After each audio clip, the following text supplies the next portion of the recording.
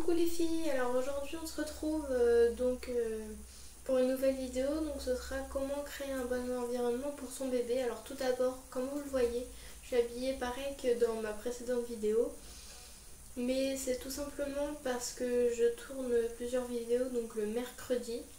J'en tourne 4 voire 5, ça dépend, parce que le reste de la semaine j'ai pas le temps d'en tourner. Donc je suis habillée pareil, je me détache les cheveux juste pour changer un petit peu, ou j'essaie de changer quelques trucs. Mais là je suis habillée pareil que dans l'autre vidéo. Passons. Donc comment créer un environnement sain pour son bébé. Donc déjà, comment créer la chambre de bébé.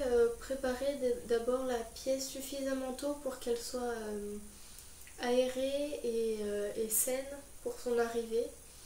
Ensuite, choisissez des meubles évolutifs de préférence, donc qui se transforment quand le bébé grandit. Ça vous évite d'avoir sur les bras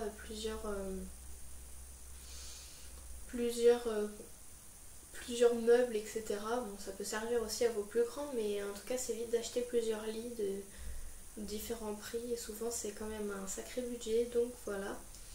Faites-vous plaisir en créant un univers douillet et à votre goût pour votre enfant. Pardon.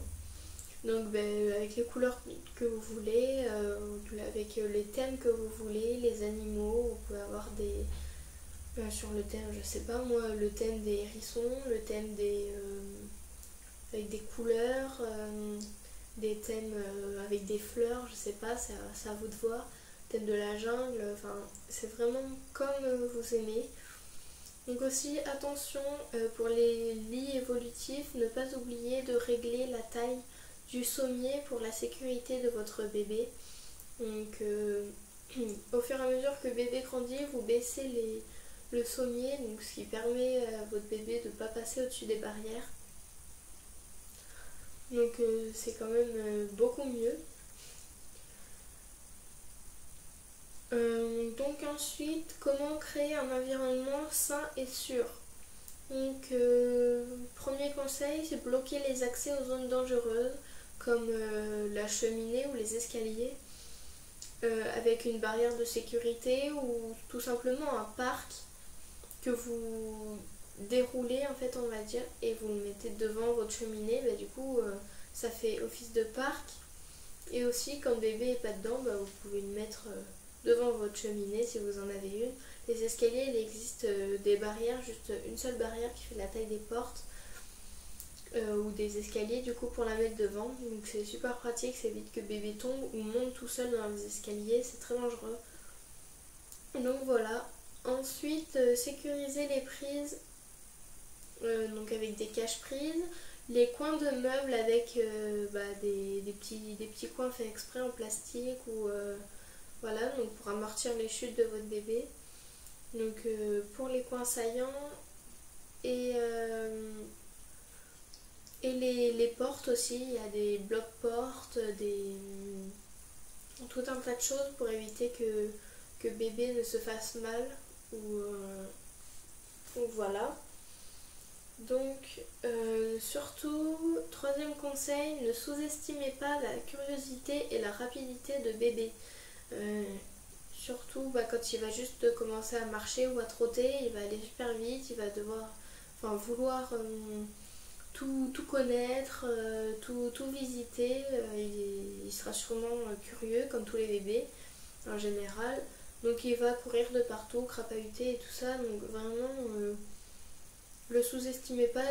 Surtout gardez toujours un œil sur lui. C'est beaucoup plus sécurisant. Donc je retourne ma petite fiche parce que je vous fais des fiches pour ne rien oublier. Donc la troisième grande partie, c'est la sécurité pour la maison. Donc comme je vous disais juste avant, là je vais vous énumérer plusieurs objets qui peuvent sécuriser votre maison. Donc déjà pour la salle de bain, il existe les blocs-portes en mousse. Donc c'est un genre d'arc de cercle à peu près comme ça, mais très épais en mousse, et qui permet de le mettre, donc on passe la porte dedans, enfin le bloc-porte sur la porte et du coup bah, quand le bébé ferme la porte, s'il a encore ses doigts, bah, ça la ferme pas en fait. Enfin, même s'il a pas ses doigts, ça la ferme pas, mais ça évite qu'il se fasse mal. Donc surtout pour la salle de bain et les pièces où il va souvent. Donc en l'occurrence sa chambre, le salon, etc. Ensuite des loquets d'angle. Donc c'est pour les coins, etc. Ensuite dans votre salon, un parc, c'est très pratique un parc. Si jamais vous faites à manger, vous pouvez pas forcément surveiller votre bébé, vous le mettez dans son parc, vous gardez quand même un œil sur lui, c'est mieux s'il se fait mal ou quoi que ce soit. Mais au moins vous n'avez pas besoin de lui courir après, de lui crier dessus, etc. Donc je pense que c'est beaucoup plus pratique. Ensuite des protège-coins, comme je vous ai parlé tout à l'heure pour les coins saillants. Et des barrières pour les escaliers, les cheminées, pour la gazinière et tout ça. Enfin pour la gazinière ce sera dans la rubrique cuisine. Donc la cuisine, je vais vous en parler justement. Des loquets souples multi-surface. Je me rappelle plus ce que c'est. Non, je sais plus ce que c'est, je vous mettrai en barre d'infos si je m'en souviens. Je suis désolée, cherchez sur internet sinon si vous voulez vraiment savoir. Loquet souple multi-surface. Oui, parce que je m'en rappelle plus en fait. Donc pour la cuisine aussi, bloc-porte, toujours un bloc-porte et bloc-tiroir. Ça permet à bébé de ne pas pouvoir ouvrir les tiroirs où il y a des produits ménagers par exemple, ou la vaisselle, ou les couteaux, ou quoi que ce soit qui puisse le mettre en danger. Donc bon, c'est pratique. Et ensuite, dernière partie de la maison que je vais vous énumérer, la chambre. Donc une barrière de lit quand le bébé n'aura plus un lit à barreaux. Une petite barrière qui se glisse juste sous le matelas. Donc c'est pratique. Il y en a qui se replient aussi quand vous partez en vacances, c'est génial. Donc voilà, et dernière chose, un babyphone, ça c'est toujours pratique, pour moi c'est toujours pratique, après ça dépendra de vous. Mais par exemple vous êtes en train de faire à manger, je prends toujours l'exemple de faire à manger, je sais pas pourquoi, votre bébé dort, vous emmenez le babyphone, vous l'allumez, ce qui veut dire que vous l'entendez mais lui ne vous entend pas. Enfin, il vous entend pas par le babyphone, après il peut vous entendre à travers la porte ou je sais pas si c'est mal isolé ou je ne sais quoi. Et il peut quand même vous entendre mais pas par le babyphone, donc vous pouvez faire à manger ou regarder la télé ou quoi que ce soit à côté, il n'entendra pas.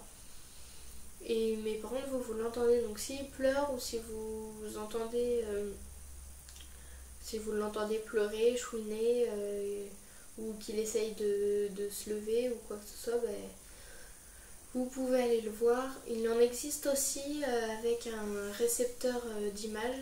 Donc vous aurez les images de votre bébé qui dort. Donc vous verrez s'il essaye de sortir de son lit par exemple. Ou si s'il a perdu sa tétine ou autre chose. Vous le verrez. Donc voilà, j'arrête un peu de parler. Et je vous laisse et je vous dis à très bientôt pour une nouvelle vidéo. Et je vous remercie aussi de me laisser un petit commentaire, ça fait toujours plaisir. Donc voilà, je vous fais des gros bisous les filles, allez, bye.